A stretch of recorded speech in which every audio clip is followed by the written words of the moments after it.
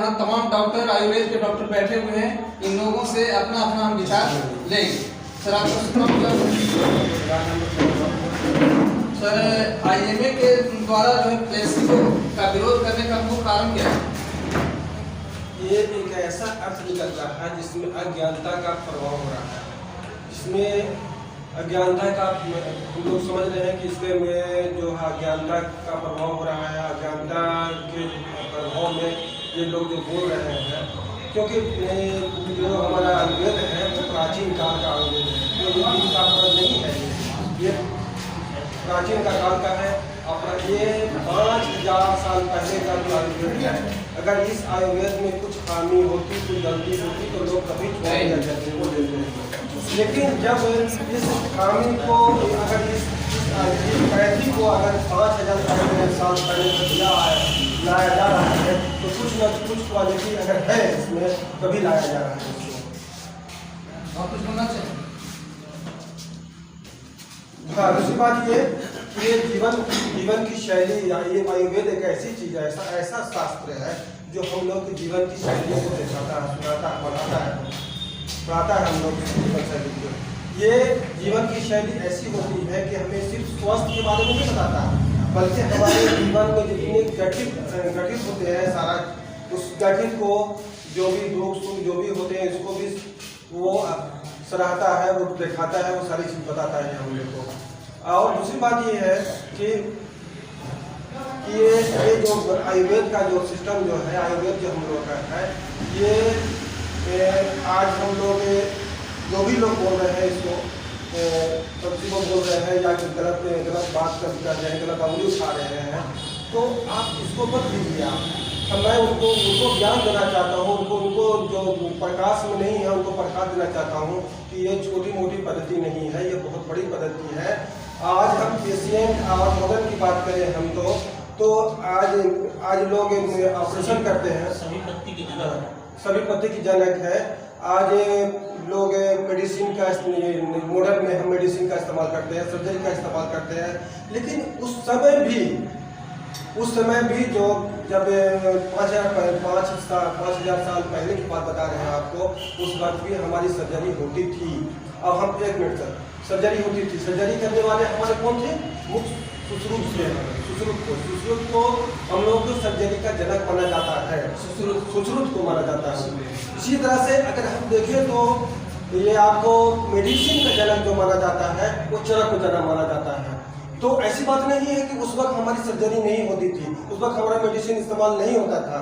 लेकिन जैसे जैसे दुनिया तरक्की की, जैसे डेवलपमेंट जैसे जैसे हुआ, वैसे सब जो है वो उसकी पद्धति का डेवलपमेंट होता चला गया। आज मॉडर्न में जो है इसका इस्तेमाल अलग तरह से हो रहा है।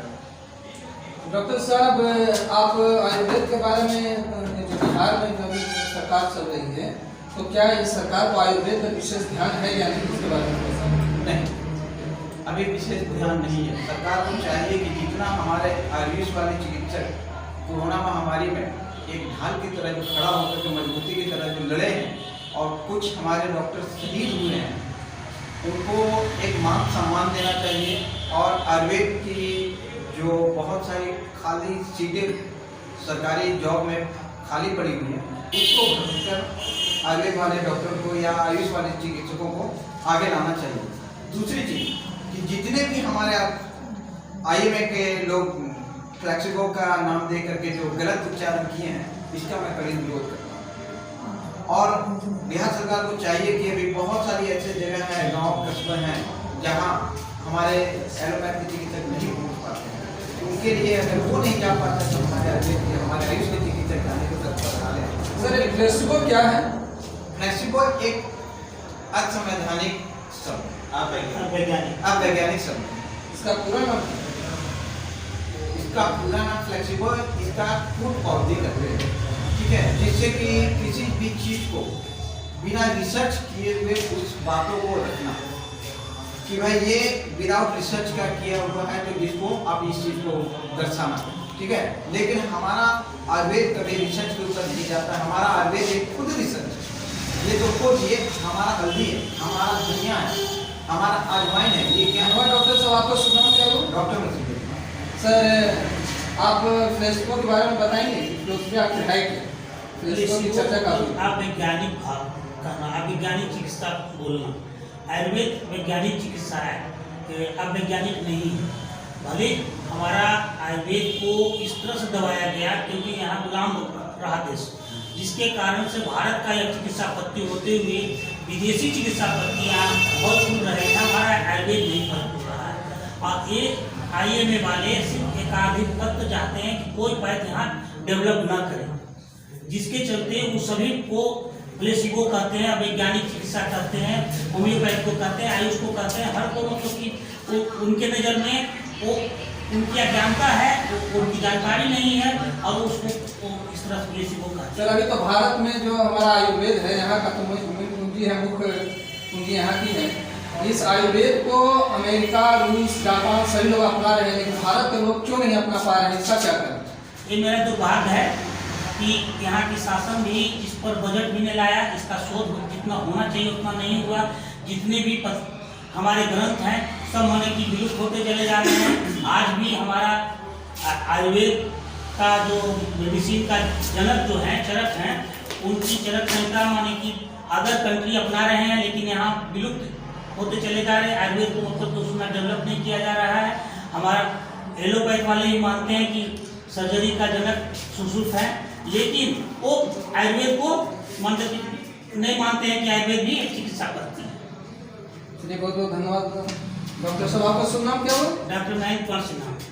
सर आप बताइए कि पौराणिक काल और वर्तमान काल में आयुर्वेद की क्या महत्ता हो रही है?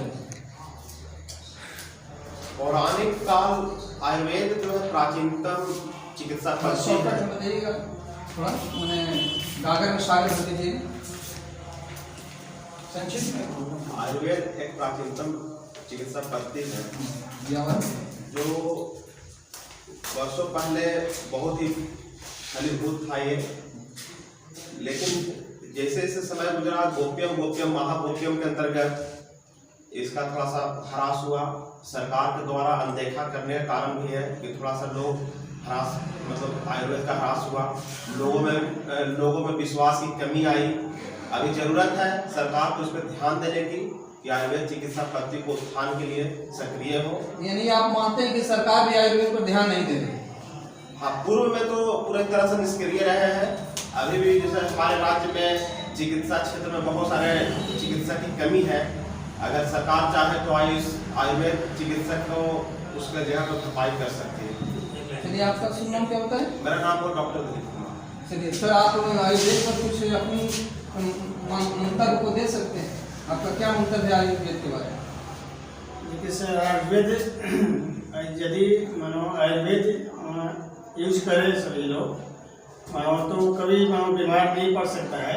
यदि सब चीज़ खान पान में तो पूरा आयुर्वेद ही है, समझ गए, इसलिए आयुर्वेद को अपनाना चाहिए। यानी विशेष तौर पे जो भी है खान पान पर विशेष ध्यान देना चाहिए लोगों को, और खास करके जो यहाँ का वनस्पति जो भी। डॉक्टर साहब आयुर्वेद के बारे में आप इम्यूनिटी की चर्चा होती है, ये क्या? ये इम्यूनिटी डेवलप करता है, प्रतिरोधक क्षमता को क्षमता बढ़ाता है। आयुर्वेद और हाँ रिस्पिरेटरी ट्रैक्ट इन्फेक्शन भी खत्म करता है, RTI। जी हाँ सर, आप बताइए गिलोय के बारे में। गिलोय जो हमारे शरीर को रोग प्रतिरोधक क्षमता को बढ़ाता है और वो सभी रोगों से लड़ने का वो अचूक दवा है।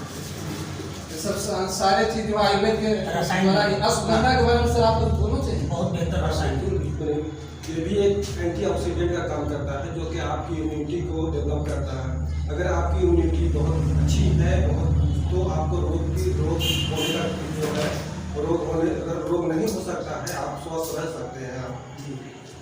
और सर अभी जो माहौल चल रहा है कोरोना काल में आयुर्वेद का कहाँ तक मैंने इसका वितरण वगैरह रहा? आयुर्वेद के माध्यम से लोगों को बताया समझाएं कि आयुर्वेद का इस्तेमाल करने से फायदा होता है। देखिए हम लोग एक आयुर्वेदिक डॉक्टर है और हम लोग अभी तो कोरोना काल में हम लोग ने कैंप नहीं किया है, लेकिन जो आदमी से हम लोग से बातचीत होती है या फिर जो हम लोग एक फ्रेंड सर्किल में मिलते हैं, हम लोग हमेशा सलाह देते हैं कि भाई कम से कम आप काढ़ा बना के पीजिए, योगा कीजिए। और इसमें क्योंकि काढ़ा योगा में जो एक इम्यूनिटी पावर जो होता है वो रोग को ख़त्म कर देता है। वो क्योंकि हमारे पास अभी कुछ भी ना हमारे पास दवा है ना हमारे पास वैक्सीन है, तो हमारे पास एकमात्र उपाय वही है कि जो अपनी इम्यूनिटी को बढ़ावे, अपनी इम्यूनिटी को तेज करें ताकि हमें रोग से बच सके। सर नीमा संस्थान आपका जो है कितने वर्षों से चल रही है? नीमा करीब 1947 से है, 1947 से। जी। और इसका हेड ऑफिस कहाँ है सर? मुंबई। बॉम्बे। सर बिहार में इसका मैंने अभी प्रेसिडेंट के पद पर आपका नीमा डॉक्टर और गया है सर, गया में थोड़ा परिचय देंगे कि गया में कौन कौन नीमा संगठन से जुड़े हैं? डॉक्टर राजेश कुमार अध्यक्ष हैं, डॉक्टर मृत्युंजय कुमार जी हाँ, डॉक्टर रीता वर्मा कोषाध्यक्ष हैं, हम जिला प्रदेश प्रतिनिधि। आगे तक इस संगठन के माध्यम से सर आपको क्या क्या करने का इरादा है आयुर्वेद के मामले में? पहले तो हम भारत सरकार जिस तरह से आयुष मंत्रालय बनाया है उस तरह बिहार सरकार से भी मांग करते हैं कि आयुष मंत्रालय बनाया जाए। आयुष मंत्रालय जब बनेगा तो उसका बजट अलग होगा, और जब बजट अलग होगा तो उसकी विकास के लिए सोचा जाएगा। ऐसे अभी बजट आयुष मंत्रालय का नगण्य है, जिसके कारण से आयुष डॉक्टर की बहाली भी सही ढंग से नहीं हो पाती, क्योंकि जब बजट ही नहीं बनेगा तो उसकी बहाली कहाँ से होगी, उसकी अवधि कहाँ से कर दी जाएगी। जी चलिए, धन्यवाद महेंद्र बाबू। और डॉक्टर साहब वही महेंद्र कुमार जी बोल रहे हैं कि महेंद्र कुमार सिन्हा जी बोल रहे हैं कि यहाँ आयुष मंत्रालय का होना अति आवश्यक है, और ये बिहार सरकार से मांग भी करते हैं कि यहाँ आयुष मंत्रालय भारत सरकार गाइडलाइन भी जारी भारत सरकार का गाइडलाइन भी है। बहुत खुशी की बात है कि आज से नीमा ऑर्गेनाइजेशन के माध्यम से, प्रेस कॉन्फ्रेंस के माध्यम से आयुर्वेद को बढ़ावा देने के लिए जो बोला गया है, इसके लिए हम सभी लोगों को धन्यवाद देते हैं। मैं अजीत सत्यार्थी, ATV मुंबई के लिए बिहार से।